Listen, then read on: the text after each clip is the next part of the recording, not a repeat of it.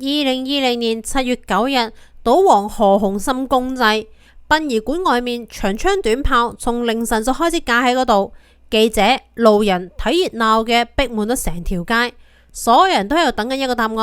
呢個龐大嘅家族今後到底係邊個接手？但就喺關鍵時刻出咗事啦，兩個陌生人突然間衝入咗記者堆入面，對住鏡頭大嗌要認親。女人自稱係賭王嘅親生女，身邊嘅男人更加離譜，話佢自己係譚詠麟嘅親生細佬。呢種一眼假嘅鬧劇放咗喺平時，佢哋連大門都未諗住靠近啊！但詭異嘅係何家當時嘅反應，面對兩個口講無憑、攞唔到半點證明嘅冒牌貨，成個何家竟然如臨大敵。佢哋喺度驚啲咩呢？賭王去世之後，究竟係留低咗幾多資產？明面上面嘅4房17名仔女之外，到底仲有冇未公開嘅人呢？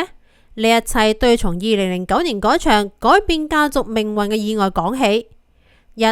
覺倒下，病房成為咗權力中心。2009年7月29日，87歲嘅何鴻燊喺屋企入面不慎跌倒，頭部撞傷，送醫之後即刻接手腦部手術，一度傳出病危消息。最後命呢雖然係搶咗翻嚟，但係呢一次嘅意外就好似一道閘門咁樣，將何家前後兩個時代監生我隔開咗。往前多幾年，80幾歲嘅何鴻燊仲會準時去到公司返工，公開露面嘅時候呢，精神頭十足，講嘢做事依然係唔可以俾人插嘴。嗰陣時嘅何家所有人都默認，只要賭王仲坐喺嗰張大班椅上面，公司嘅方向、國防嘅邊界、仔女嘅進退，全部都由佢一句說話拍板。2房、3房、4房私下再點樣較勁啊，有一大多數係停留喺爭寵、爭排位，真正碰到核心股權同埋控制權嘅，邊個都唔敢先伸手。但係呢一跤跌咗落去之後，原本壓住所有人頭上面嘅嗰隻手突然間鬆咗。之後嘅幾年入面啊，佢大半個時間都喺醫院同埋屋企面休養，公開露面越嚟越少，講嘢行動亦都大不如前。各房嘅人開始輪流向醫院嗰度走。今日係2房嘅仔女陪一個晏晝，聽日係4太帶人過去，後日3太又帶住個女現身。表面上個個都喺度關心身體，但係病房入面每一次嘅會面都可能會關係到一份文件、一次授權。邊個喺嗰度更加耐，邊個可以將文件送到佢面前，邊個就有可能比其他人早行一步。何家嘅權力中心就係咁樣從寫字樓嘅辦公室一啲啲咁樣搬到去醫院病房同埋幾座大宅之間。賭王仲未真正退場，接班嘅仗就已經係提前開打啦。以前爭嘅係父親嘅偏愛、公開活動嘅排位，從呢一日開始爭嘅就係實打實嘅股份、董事席位，仲有最關鍵嘅一樣嘢，邊個有資格幫佢開口。堂堂賭王名下居然被剝到只係得返100股，病房入面嘅暗流谷咗年幾噶，到咗2011年1月。終於順住一份上市公司嘅公告，係咁一下子衝到去所有人嘅面前。1月24日，澳博控股突然間喺港交所停牌，中午公布股權變動。表面上只係幾間公司重新分配股份，真正拆開嚟睇嘅話佢就等於將何鴻燊握住幾十年嘅權力直接拆走。何鴻燊原本係透過 Lance 方掌握住澳娛大概係30%嘅股份。但係 Lance 方增發股份之後45.45%落對2房5個仔女持有嘅公司手入面，另外嘅50.53%係由3太陳婉珍一方嚟掌控，最後留喺佢個人名下噶，只係得翻象徵性嘅100股。嗰100股睇住喺度啊，真正嘅話語權佢幾乎已經全部攞到去2房同埋3房手入面。消息一出全香港都炸晒啊！揞住幾十年嘅窗戶紙就係咁樣被一紙公告直接就篤破咗。第二日何鴻燊代表律師高國俊就發聲明啦，直指呢一次個股權轉讓係一場搶劫，根本就冇得到賭王本人嘅同意。按照律師嘅講法，何鴻燊想要將相關嘅資產放入信託，再由4房嚟平均分享，而唔係話等其中2房先攞走最核心嘅一塊。佢仲落咗48小時嘅最後通牒，要求將股份交返嚟，唔係嘅話就要對簿公堂。從呢一句說話開始何家幾座大宅輪流開門，賭王亦都喺唔同房之間來回咁樣移動，聲明、授權書、電視訪問一份接一份咁冒出嚟，幾乎每隔幾個鐘頭劇情就換一個方向。1月25號，何鴻燊先後喺幾房住所入面開家庭會議，夜晚又留喺3太位於暴力勁嘅大宅。當日深夜，三太陳滿珍帶住女兒何超雲面對記者，攞出一份有賭王簽名嘅手寫聲明，話成件事呢就係一場誤會，股權分配本來就係佢嘅意思，同時宣布取消高國俊嘅律師授權。到咗26號上晝，何鴻琛又喺三房屋企入面接受電視訪問，照住準備好個聲明，確認事情已經解決咗，仲強調自己唔會控告家人。外界啱啱以為二房三房已經攞低呢局啦，四太梁安琪又從澳門趕返去香港，將何鴻琛接返去長房位於淺水灣嘅住所。當日傍晚高國俊再次從大宅入面行出嚟，手入面已經多咗一份新嘅授權。佢隨即趕到去高等法院遞交訴狀，將二房藍瓊英同埋5個仔女、三房陳滿珍同埋相關公司一併告上法庭，要求禁止佢哋處置股份。短短2日入面同一個人先話被搶，再講誤會，接住設律師，最後又重新開告。外界根本就分唔清下一份聲明會推翻邊一句說話。同一份家產，幾房人都可以講出完全唔同嘅版本。同一個身體已經係大不如前嘅老人，人人都話自己最懂佢嘅心意。外界睇唔清嗰陣時嘅何鴻琛到底仲可以做幾多分主，佢係睇清楚一件事：邊個將佢接到自己屋企入面，邊個將聲明放喺佢面前，邊個就可以暫時扼住佢把聲。呢一場拉扯又拖咗個幾月，官司撤咗又提，幾房人之間不斷咁放話，連何厚華、梁愛詩等人都被傳咗出嚟居中周旋。一直到咗2011年嘅3月，各方簽訂咗和解協議，對外就話啦，爭議已經解決咗，何家仍然係家和萬事興。但係記者面前嘅爭吵雖然停咗咋，彼此之間嗰度裂縫已經係合唔埋噶啦。佢哋只係將戰場從鏡頭前面搬到去大宅會議室同埋公司董事會。3. 人仲未走，帝國已經重新分台，公開嘅爭吵停咗啦，私底下嘅分台佢一刻都冇停過。而且呢一次大家唔淨止係等父親發話啦，而係開始各自將已經到手嘅嘢坐實。接住落嚟幾年何家嘅商業版圖慢慢咁重新洗牌。二房何超瓊早已經喺信德集團打下咗基礎，之後又坐穩美高梅中國嘅核心位置。妹妹何超鳳扎入咗澳博嘅內部，從董事會一步步咁行向權力中心。四太梁安琪握住澳博股份同埋管理層職位，三太陳滿珍亦都留咗喺董事會。表面上四房就冇徹底咁被踢出局，但係公司股份同埋話語權已經分到去唔同嘅台上面，再都翻唔到去一個人講到就算嘅年代。每房都攞到嘢，但係攞到幾多，可唔可以將股份變成真正嘅控制權，分量從來都唔一樣。2018年6月，何鴻琛正式咁樣卸任澳博控股主席同埋執行董事，接任嘅主席係二房何超鳳，四太梁安琪出任咗聯席主席，三太陳滿珍繼續留喺董事會。呢個安排睇起身係幾房都有位置，真正企喺台前對外代表澳博嘅人，佢已經從何鴻琛變成何超鳳。與此同時，何超瓊喺信德同埋美高梅中國嘅地位亦都越嚟越穩。屬於何鴻琛一個人嘅時代，喺佢仲活着嗰陣時就已經被拆成咗幾套互相牽制嘅權力系統。而喺呢張重新排好嘅台上面，最早擁有名分，亦都最早被視為正統嘅長房，反而離核心越嚟越遠。原配黎婉華出身澳門顯赫嘅家庭，何鴻琛早年喺澳門立足，黎家俾過佢好大嘅幫助。兩人嘅長子何猷光曾經被外界視為最順理成章嘅接班人。但係1981年，佢同妻子喺葡萄牙遇上車禍，夫妻雙雙身亡，只係留低2個年幼嘅女兒。呢一場意外亦都將長房原本最清楚嘅接班路線徹底咁撞斷，權力空位從此向住其他房打開。長女何超英後生嗰陣時亦都被父親帶入商界，但係細佬離世，婚姻破裂，再加上母親長期患病，幾重壓力接連咁壓咗落嚟，佢後來逐漸遠離咗家族嘅生意。2014年喺養和醫院病逝。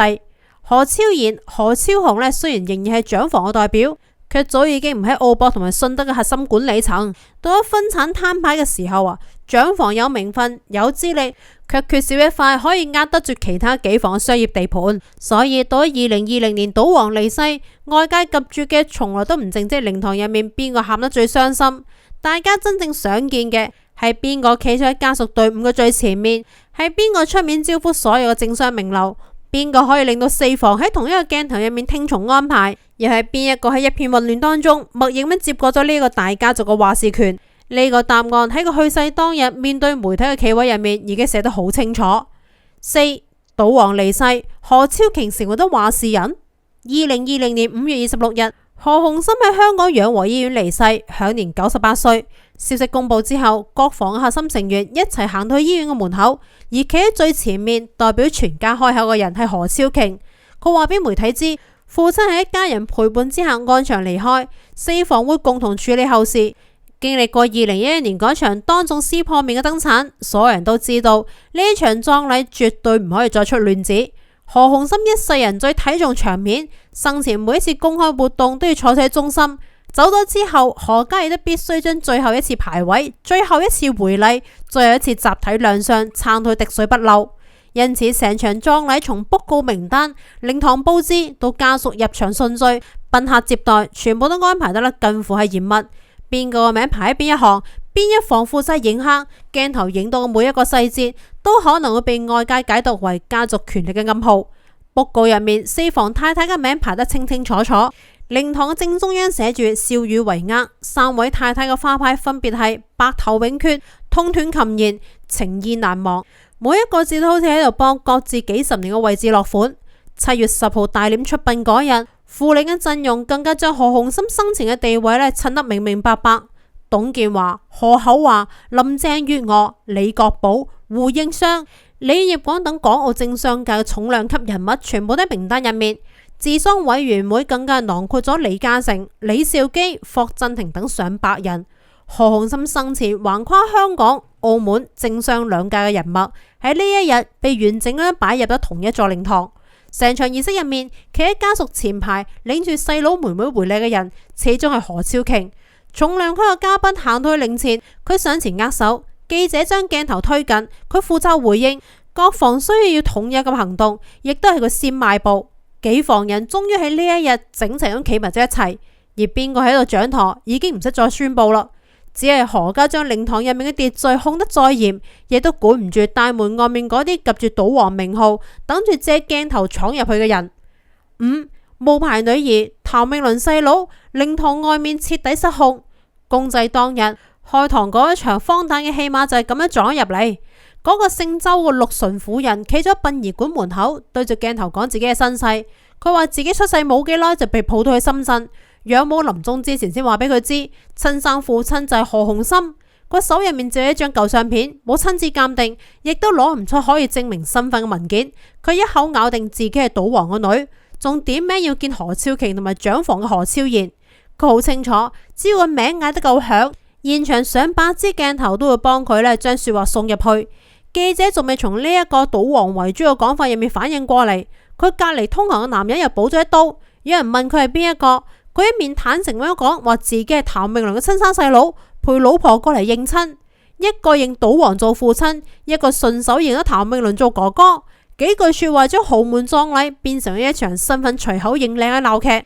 警方好快去到場維持秩序，將兩人攔咗喺殯儀館外面，冇人俾佢哋闖入靈堂。後來何超儀離開嘅時候，被記者追問，淨係回咗一句：呢一種人經常都會有，多到可以寫成一本書。何家人嘅冷淡反應，反而係講明咗佢哋對於呢種場面嘅並唔陌生。何鴻琛在世嘅時候，圍繞住佢嘅身份同埋情史嘅傳聞都冇停過，亦不時有人跳出嚟話聲稱同何家有血緣關係。大多數嘅人連大門都靠近唔到，但係呢一次偏偏就撞上咗葬禮。全港媒體都已經喺現場守咗幾日，所有嘅鏡頭都開住，任何一句離譜嘅說話都會即刻被放大。於是兩個人連門都冇法入去，佢輕易咁搶走咗所有人嘅注意力。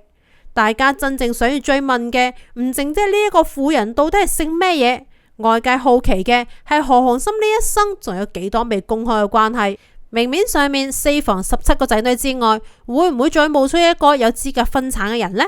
更加重要嘅係，一個不斷被傳聞咗幾百億、上千億嘅財富帝國，真正留住佢個人名下嘅到底有幾多呢？所以嗰一個婦人最後可唔可以認親成功呢？反而就唔重要啦。佢捻準嘅係嗰日所有媒體嘅注意力，亦都係全香港人對於豪門遺產最直接嘅想象。一場荒誕嘅鬧劇，啱好督中咗何家最敏感嘅神經。父親已經走咗，但係呢一個家到底有幾多個人、幾多資產、幾多舊賬，仍然冇人可以一句說話講得清。鬧場嘅人好快被帶嚟咗，葬禮亦都照常咁行完。但係到咗出殯之後，何家又做咗一個令到外界討論咗好耐嘅決定，何鴻燊嘅靈柩冇直接送到去超遠墳場，而喺7月17日轉去東華義莊暫存。葬禮已經結束，佢卻唔可以入土，何家仲遠遠未行到真正嘅終點。6. 棺木停放近1年，遺產官司先開打。7月17日，何家將何鴻燊嘅靈柩移送去到薄扶林東華義莊，停入咗天字第1號莊房，等待下葬。好多人都唔理解，超遠墳場早已經有何家私人嘅墓位，點解唔即刻入土呢？